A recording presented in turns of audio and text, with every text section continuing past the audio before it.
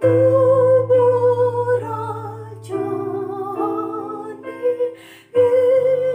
Israel.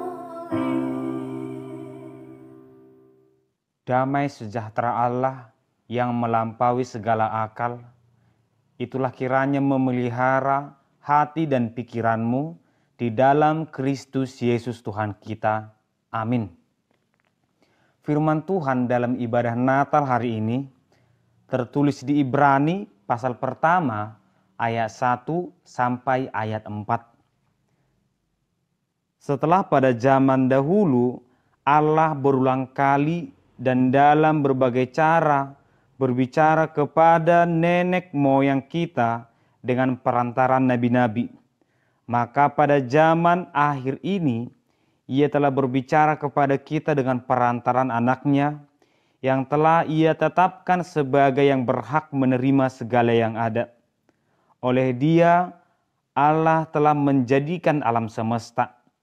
Ia adalah cahaya kemuliaan Allah dan gambar wujud Allah, dan menopang segala yang ada dengan firman-Nya yang penuh kekuasaan.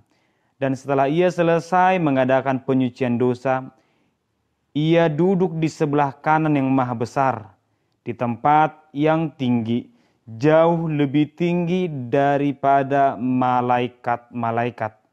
Sama seperti nama yang dikaruniakan kepadanya, jauh lebih indah daripada nama mereka. Demikian pembacaan firman Tuhan. Selamat Natal untuk kita semua. Semoga dalam perayaan Natal, damai dari Tuhan tetap berdiam dalam hati kita masing-masing. Bapak Ibu saudara terkasih, firman Tuhan datang kepada kita, membekali hidup kita dalam perayaan Natal hari ini dari Ibrani pasal pertama. Kita pasti pernah mendengar respon atau penilaian seseorang tentang penyampaian firman. Itu hal yang positif, artinya kita merespon bagaimana firman Tuhan itu disampaikan ataupun kita dengarkan. Tetapi akan menjadi salah jika penilaian itu adalah perasaan kita sendiri ataupun kenyamanan kita.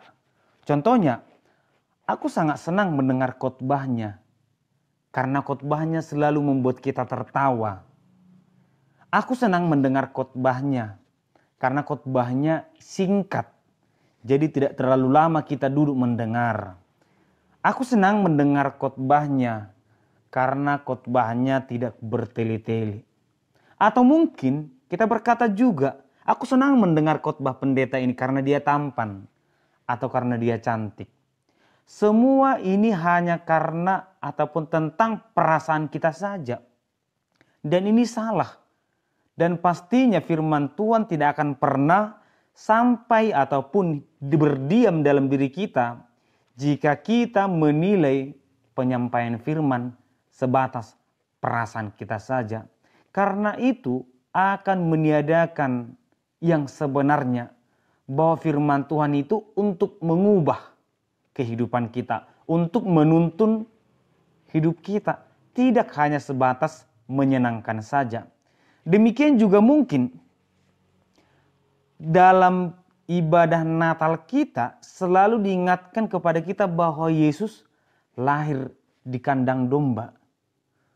Bisa jadi pemahaman seperti ini juga yang terjadi pada zaman dahulu kala. Orang-orang merindukan kelahiran juru selamat, tetapi yang mereka pikirkan adalah kelahiran dengan cara yang mereka pikirkan, kelahiran dengan bentuk kerajaan yang mereka dambakan. Maunya kelahiran Yesus itu di istana, di kerajaan yang besar, di kerajaan yang kuat, kerajaan yang kokoh, sehingga mampu menaklukkan seluruh bangsa. Ternyata kelahiran Yesus tidak seperti itu. Bahkan mungkin menjadi penolakan bagi mereka ketika Yesus melakukan pelayanannya. Bagaimana mungkin dia adalah seorang juru selamat? Bagaimana mungkin dia anak Allah? Mengapa dia mengatakan dirinya adalah anak Allah? Semua ini hanya karena pengharapan tadi yang terlalu mengandalkan perasaan. Demikian juga dalam pelayanan tadi, apa sebenarnya tujuan Tuhan tidak tersampaikan hanya karena manusia sudah membatasi dengan perasaannya sendiri. Tetapi mengapa Tuhan tidak membiarkan Yesus lahir dengan cara manusia? Bukankah itu akan mengumpulkan banyak orang? Bukankah ketika Yesus lahir seperti manusia mengangkat Saul akan membuat manusia bersorak-sorai? Tentu iya, manusia akan semangat, mengagungkan, mengangkat, melakukan perayaan besar-besaran. Tetapi ini tidak hanya tentang bagaimana Yesus datang, tetapi ini tentang apa yang dipikirkan oleh Tuhan, apa rancangan Tuhan di balik semua ini. Ini tentang jalan Tuhan, ini tentang rancangan Tuhan, ini tentang kehendak Tuhan. Betul, kita bisa menginginkan sesuatu, tetapi janganlah kiranya karena keinginan itu tujuan Tuhan, kehendak Tuhan terbatasi ataupun tidak kita terima. Apa yang Tuhan pikirkan dan apa tujuan Tuhan itu sebenarnya yang paling inti dalam peristiwa kelahiran itu.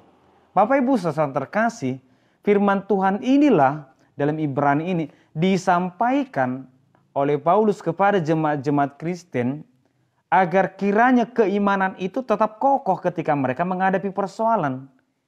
Tentu ketika kita menjadi Kristen tidak ada jaminan bahwa hidup kita aman. Akan semakin banyak tantangan yang mungkin membuat iman kita goyang. Firman Tuhan inilah mengajarkan kepada kita bahwa dari dulu sampai sekarang firman Tuhan menjelaskan Tuhan itu mengasihi kita. Tuhan mengutus para nabi, imam, hakim untuk memimpin umatnya, memimpin orang-orang percaya ke jalan yang benar. Hal ini sudah mereka pahami karena mereka adalah orang-orang Kristen yang berasal dari Yahudi. Tetapi karena persoalan tadi, tantangan tadi, keraguan tadi membuat mereka seakan-akan ingin kembali kepada budaya mereka Yahudi tadi, meninggalkan Kristus. Ada keraguan, apakah Yesus itu sama seperti nabi yang tadi? Apakah Yesus itu benar-benar anak Allah? Karena ketika orang berkata, mana mungkin Yesus itu juru selamat? Karena dia mati di kayu salib. Mana mungkin Yesus itu anak Allah? Karena dia lahir di kandang domba. Mana mungkin Yesus itu anak Allah? Dia manusia biasa. Mana mungkin Yesus itu anak Allah? Dia hanya nabi. Perkataan-perkataan seperti ini datang kepada orang-orang Ibrani yang membuat mereka menjadi ragu kebenaran daripada Tuhan itu sendiri. Sehingga firman Tuhan datang kepada mereka. Memang dahulu kala Tuhan mengutus para nabi. Ya, itu hanya para nabi yang menyampaikan firman Tuhan. Tetapi akhir ini, sekarang ini Tuhan tidak mengutus nabi. Tuhan tidak mengutus manusia biasa. Tetapi Tuhan mengutus anaknya. Dan dialah yang menjadi juru selamat. Dia lebih tinggi dari malaikat. Dia bahkan jauh lebih tinggi daripada para nabi. Dia anaknya menerima segala yang ada. Dialah yang berkuasa menyelamatkan. Hal ini ingin mengatakan kepada mereka dan kepada kita semua. Dia benar-benar anak Allah, juru selamat yang hadir di tengah-tengah kita. Oleh karena itu jangan pernah ragukan bahwa dia mampu menyelamatkan kita. Bapak Ibu saudara terkasih, kehadiran Yesus adalah kehadiran Allah. Dia tidak hadir sebagai manusia, dia tidak hadir sebagai jawaban dari keinginan manusia, tetapi dia hadir atas kasih Tuhan.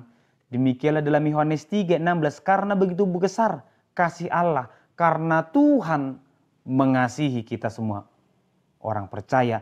Dan topik ibadah kita dikatakan, Yesus membawa kita ke surga, Yesus menyelamatkan kita, dan dikatakan bahwa Allah berfirman dengan perantaraan anaknya.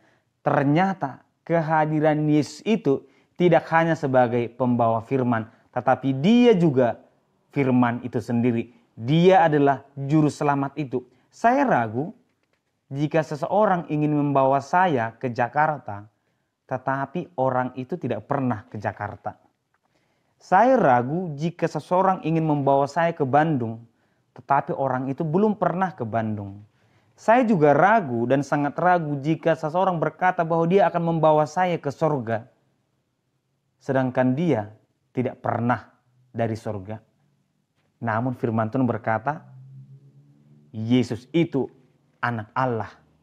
Yesus itu juru selamat. Yesus itu bertahta di sebelah kanan Allah Bapa.